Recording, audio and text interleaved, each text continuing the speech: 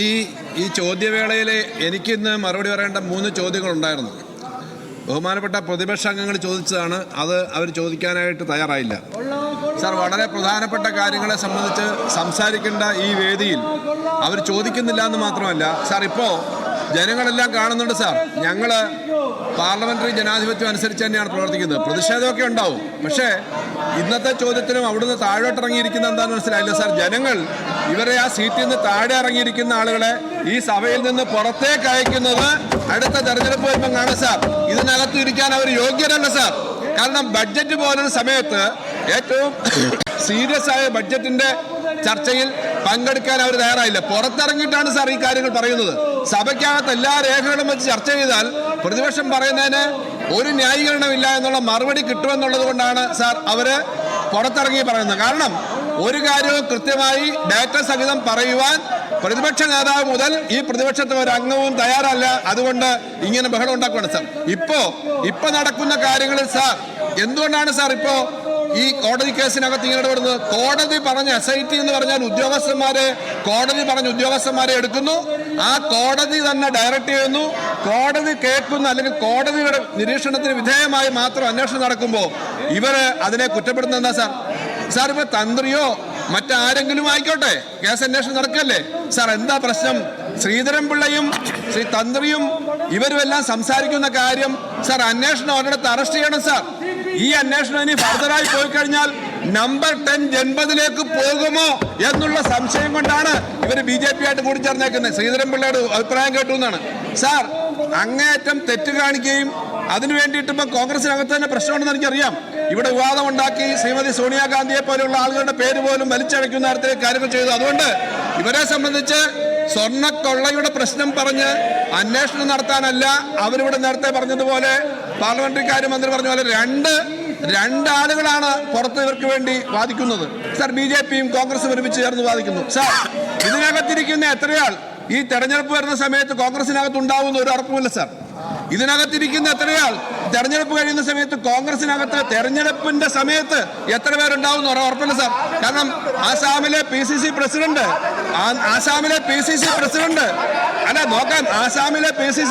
ചെറിയ ആളല്ലല്ലോ. ഓരോ സംസ്ഥാനത്തെയും പഴയ മുഖ്യമന്ത്രിമാരും മന്ത്രിമാരും മറ്റുള്ളവരൊന്നും ചെറിയ ആളുകളല്ലല്ലോ സാർ. അങ്ങനെയുള്ള പ്രധാനപ്പെട്ട നേതാക്കന്മാരിനി എത്രയായാലും അതുകൊണ്ട് BJP ആയിട്ടൊരു ചെറിയ സോഫ്റ്റ് പാലം ഉണ്ടാക്കുന്നത് നല്ലതാണ്. BJP പറയുന്ന ആർഗ്യുമെന്റ് സഭയ്ക്കകത്ത് വന്ന് പറയുന്നത് വെറുതെ അല്ല, ഈ കാര്യങ്ങൾ കൂടി ചെയ്യാനാണ് സാർ. അത് ചെയ്യാൻ വേണ്ടിയിട്ടാണ്. അതുകൊണ്ട് ആസാമിലെയും ആന്ധ്രയിലെയും തെലങ്കാനയിലെയും കാര്യങ്ങളൊക്കെ നോക്കിയാൽ മതി. ആ കാര്യങ്ങളൊക്കെ നോക്കി അങ്ങോട്ട് പോകുന്ന കാര്യമുണ്ട്. അതുകൊണ്ട് സാർ, ഇത്രയും നിലവാരമില്ലാതെ കാര്യങ്ങൾ കൈകാര്യം ചെയ്യുക എന്നുള്ളത് ചെറിയ കാര്യമല്ല. അതുകൊണ്ട് ഇവരുടെ ഉദ്ദേശം ഈ ശൂരന്മാരായ ആളുകൾ കോൺഗ്രസിൽ നിന്ന് എവിടെ ചെന്ന് നിൽക്കുന്ന അറിയില്ല സാർ. അതുകൊണ്ടാണ് ഇവര് ചോദ്യം കേരളത്തിലെ ഗവൺമെന്റിന്റെ ഈ കാര്യങ്ങളെ സംബന്ധിച്ച് ചോദ്യത്തിനെടുക്കുന്ന നിലപാടാണ് അത് സാർ. സാർ, ഇവിടെ സാർ തൊട്ടു മുന്നേ നിൽക്കുന്ന ആളെ പോലും കാണാത്ത കുരുടന്മാരെ പോലെ പെരുമാറുന്ന കാര്യങ്ങൾ. എവിടെ പോയി പാലോവാൻ പറഞ്ഞാൽ പാലോവാൻ ഇവിടെ നിൽക്കുന്നുണ്ട്. ആ കണ്ണാടി ഒന്ന് ശരിക്കും ഇങ്ങോട്ട് നോക്ക്. പാലോവാൻ ഇവിടെ നിൽക്കുന്നുണ്ട്. ഇതുപോലും കാണുന്നുണ്ട് സാർ. ഇതുപോലെ കാണാത്തവരാണ് നീതി നടപ്പിലാക്കാൻ നിൽക്കുന്നത്. ബാലഗോപാലാണ് ഇവിടെ നിൽക്കുന്നത്. ഇങ്ങോട്ട് നോക്കിയാൽ കാണാം. ബഹുമാനപ്പെട്ട മെമ്പർ തിരിച്ചു ആ കണ്ണാടി ഒന്ന് എടുത്തു വെച്ചിട്ട് നോക്ക്, ഇവിടെ തന്നെ ഇരിക്കുന്നുണ്ട്. അതുകൊണ്ട് എവിടെ പോയി കൂടുള്ളവരെന്ന് അന്വേഷിച്ചാൽ മതി. ചിലരൊക്കെ BJP എന്റെ ഓരോ സ്ഥലത്തുണ്ട്. അതുകൊണ്ട് വേറെ കാര്യങ്ങൾ പറയണ്ട. അതുകൊണ്ട് ഇവിടെ നിൽക്കുന്ന എന്നെ പോലും കാണാത്ത ആളുകളാണ്. എന്നെ പോലും കാണാൻ കഴിയാത്ത ആളുകൾ ഇവരെന്താ കാണുന്നത്? അപ്പൊ ഇവരെ ഇതെല്ലാം തമസ്കരിക്കാൻ ശ്രമിക്കുകയാണ്. ഒന്ന് ശരിക്കും നോക്കിക്കോളൂ. ഇവിടെ നിപ്പുണ്ട് സാർ. മനസ്സിലാവില്ല സാർ. ഇത്രയാണ് സാർ അടിസ്ഥാനം. എന്താണ് പറയുന്നത്, എന്താണ് ചെയ്യുന്നത്, എന്താണ് അടിസ്ഥാനം, എന്താണ് അർത്ഥം എന്നൊക്കെ അറിയാതെ അതിനെ കൂടെ നിങ്ങളെപ്പോലുള്ള ആളുകളുടെ മുദ്രാവാക്യമുള്ളൂ. എത്ര കഷ്ടമാണ് സാർ. ഇവരെ പോലുള്ള ആളുകൾ മുദ്രാവാക്യം വിളിക്കുന്നുണ്ട്. എത്ര കഷ്ടമാണ് സാർ. ഈ ചോദ്യത്തിന്റെ കാര്യത്തിനകത്ത് വിശദമായ മറുപടി ഉണ്ട് സാർ. ആ മറുപടി അവർക്ക് ആവശ്യമില്ല, പക്ഷെ കേരളത്തിന് ആവശ്യമുണ്ട് സാർ. കയറ്റുമതി ഈ വർഷം 89% വർദ്ധിച്ചു എന്നുള്ള ആൻസർ ഞാൻ ആദ്യം കൊടുത്തു. 89% കേരളത്തിന്റെ കയറ്റുമതി ഈ വർഷം വർദ്ധിച്ചത്. അതൊന്നും അവർ ചോദിക്കാൻ തയ്യാറുണ്ട്. സാർ, ഇവിടെ നികുതി പിരിവ് കാര്യക്ഷമമാക്കുന്നതിനെ പറ്റിയുള്ള ചോദ്യമാണ്. അതിനകത്ത് വളരെയേറെ കാര്യങ്ങൾ ചെയ്തിട്ടുണ്ട്. ഞാൻ എല്ലാ വിശദാംശങ്ങളും പറയുന്നില്ല സാർ.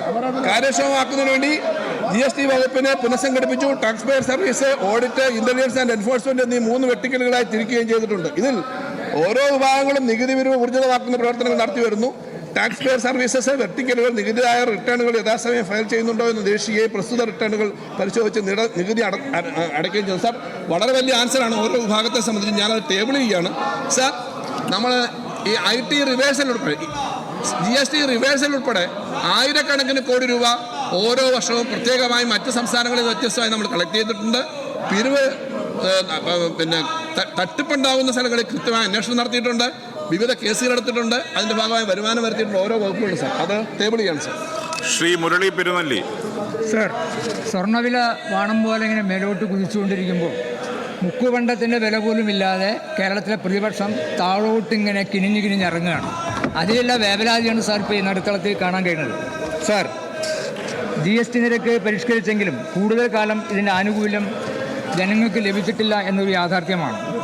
ഈ GST ആനുകൂല്യങ്ങൾ ജനങ്ങൾക്ക് ലഭ്യമാകുന്നുണ്ടെന്ന് ഉറപ്പാക്കാൻ സ്റ്റേറ്റ് ആൻറ്റി പ്രോഫിറ്റിയറിംഗ് അതോറിറ്റി വഴി ഈ വർഷം ഇതുവരെ എത്ര കേസുകൾ രജിസ്റ്റർ ചെയ്തിട്ടുണ്ട് എന്ന് വ്യക്തമാക്കണം. Yes minister. സാർ, ബഹുമാനപ്പെട്ട അംഗം ചോദിച്ചത് വളരെ പ്രധാനപ്പെട്ട കാര്യമാണ്. ഈ GST നിരക്കിനകത്ത് വരുത്തിയ മാറ്റം സാധാരണ ജനങ്ങൾക്ക് ഗുണം കിട്ടുന്നില്ല. സാർ, ഈ നിയമം നടപ്പിലാക്കുന്ന സമയത്ത് 14% സാർ നമ്മുടെ ഈ RNR റവന്യൂ ന്യൂട്രൽ റേറ്റ് 14% ശരാശരി ടാക്സ് ഉണ്ടാകും. അതിനുശേഷം അത് 11.5% കുറച്ചു സാർ. സംസ്ഥാനങ്ങളുടെ വരുമാനം കുറഞ്ഞു, സെൻട്രലിൻ്റെ വരുമാനം കുറഞ്ഞു.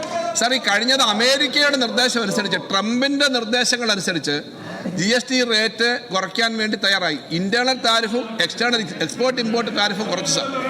അപ്പം അങ്ങനെ ഈ 2 കാര്യങ്ങൾ കുറച്ചു. കേരളത്തിലെ പശു കൃഷിക്കാർക്ക് മാത്രം 10 ലക്ഷം കൃഷിക്കാർക്ക് പശുവിൻ്റെ പാലിന് ഇപ്പോൾ 60 രൂപ വിലയുള്ളത് 30 രൂപയായി കുറയും സാർ. കാരണം സാർ, ഇതൊന്നും അവർക്ക് പ്രശ്നമല്ല സാർ. അവർ പശു കൃഷിക്കാരുടെ, റബ്ബർ കൃഷിക്കാരുടെ, നെൽകൃഷിക്കാരുടെ ഒന്നും ആളുകളല്ല. അതുകൊണ്ട് അവർക്ക് ഇതൊന്നും പ്രശ്നമല്ല സാർ. പക്ഷേ അങ്ങനെ കുറച്ചതിൻ്റെ ഭാഗമായി നമ്മുടെ നികുതി നിരക്ക് ഏറ്റവും ഒടുവിൽ GST റേറ്റ് കുറച്ചു സാർ. GST റേറ്റ് ഇന്ത്യയിലാകെ കുറച്ചതിൻ്റെ ഭാഗമായി 2,30,000 കോടി കിട്ടിയിരുന്ന ഒരു മാസം ഇന്ത്യയിലാകെ GST കിട്ടിയിരുന്നത് ഈ കുറച്ചതിന് തൊട്ടടുത്ത മാസം 1,72,000 കുറഞ്ഞു സാർ ഇന്ത്യയിലാകെ. എന്നാൽ കേരളത്തിൽ ആ കുറവിന് ആനുപാതികമായി കുറവ് വന്നില്ല എന്നുള്ള സന്തോഷകാര്യം ഞാനിവിടെ പറയുകയാണ്. എന്നാൽ അദ്ദേഹം ചോദിച്ച പോലെ ആൻറ്റി പ്രോഫിറ്റിയറിംഗ് എന്ന് പറയുന്നൊരു സംവിധാനം കേന്ദ്ര ഗവൺമെൻറ് നിർത്തിക്കളഞ്ഞു. ആൻറ്റി പ്രോഫിറ്റിയറിംഗ് കമ്മിറ്റി വേണമെന്ന് കേരളം ആവശ്യപ്പെട്ടു. കാരണം ഈ ടാക്സ് കുറഞ്ഞതിൻ്റെ ഗുണം സാധാരണക്കാർക്ക് കിട്ടുന്നതേ ഇല്ല. ഇടയ്ക്കുള്ള കമ്പനികൾ, വലിയ കോർപ്പറേറ്റ് കമ്പനികൾ അതിന് ലാഭം എടുക്കണം സാർ. പക്ഷേ ആൻറ്റി പ്രോഫിറ്റിയറിംഗ് കമ്മിറ്റി നിർത്തിക്കളഞ്ഞു.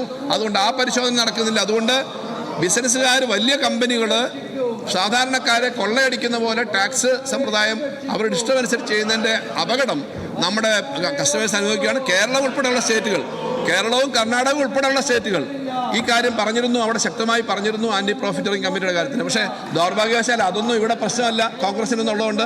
ഞാൻ കോൺഗ്രസിൻ്റെ ഒരു സ്റ്റേറ്റ് ഗവൺമെൻറ് ചെയ്ത കാര്യം നല്ല കാര്യമാണ് പറഞ്ഞത്. അതൊന്നും ഇവിടെ നിങ്ങൾക്ക് പ്രശ്നമല്ലാത്തതുകൊണ്ട് നിങ്ങളിതൊക്കെ ഇങ്ങനെ പറഞ്ഞുകൊണ്ടിരിക്കും സാർ. ഇതാണ് സാർ സ്ഥിതി. Second question. സാർ, കേന്ദ്ര സർക്കാർ നൽകി വന്നിരുന്ന GST നഷ്ടപരിഹാര കാലാവധി അവസാനിച്ച സാഹചര്യത്തിൽ സംസ്ഥാനത്തിന് നികുതി വരുമാനത്തിൽ എത്ര ശതമാനം കുറവ് വന്നിട്ടുണ്ട്? ഇത് പരിഹരിക്കാൻ എന്തെല്ലാം നടപടികളാണ് സർക്കാർ എടുത്തിരുന്നത് വ്യക്തമാക്കാം. സാർ, GST നടപ്പിലാക്കിയ സമയത്ത് 5 വർഷക്കാലം കൊണ്ട് GST നടപ്പിലാക്കുന്നതിൻ്റെ ഭാഗമായി നഷ്ടം പരിഹരിക്കപ്പെടുമെന്നാണ് കേന്ദ്രം കണക്കുകൂട്ടിയത്, അല്ലെങ്കിൽ കൗൺസിൽ. സാർ, അങ്ങനെ 5 വർഷം നമുക്ക് നഷ്ടപരിഹാരം കിട്ടിയിരുന്നു. ശരാശരി ഏറ്റവും അവസാനത്തെ വർഷം കിട്ടിയത് 12,000 കോടിയാണ് സാർ ഒരു വർഷം. പക്ഷേ 2022 ഈ GST നഷ്ടപരിഹാര സമ്പ്രദായം നിർത്തി. അതിനുശേഷം നമുക്ക് ശരാശരി 12,000 മുതൽ 15,000 കോടി വരെ ഒരു വർഷം നഷ്ടം വന്നുകൊണ്ടിരിക്കും. ഇപ്പോൾ സാർ, ഇപ്പോൾ വീണ്ടും ഈ GST റേറ്റ് കുറച്ചതിൻ്റെ ഭാഗമായി 8,000 കോടിയും കൂടി ഒരു വർഷം അധികം വരും സാർ. അപ്പോൾ ചുരുക്കത്തിൽ GST വരുന്നതിന് മുമ്പ് ഒരു വർഷം കിട്ടിയിരുന്ന, അല്ലെങ്കിൽ ഇപ്പോൾ വരാവുന്ന ഗ്രോത്തിൽ നിന്നും 20,000 കോടി ഒരു വർഷം കേരളത്തിന് മാത്രം നഷ്ടം വരികയാണ് സാർ. ആ നഷ്ടം വരുന്നത് നമ്മൾ കടന്ന് പിടിച്ചു നിൽക്കുന്നത്. നമുക്ക് റേറ്റൊന്നും കൂട്ടാൻ പറ്റില്ല സാർ. നമ്മളൊരു ചാർജും കൂട്ടാൻ പറ്റില്ല. റേറ്റ് നമ്മളല്ല ഫിക്സ് ചെയ്യുന്നത്, GST കൗൺസിലാണ്.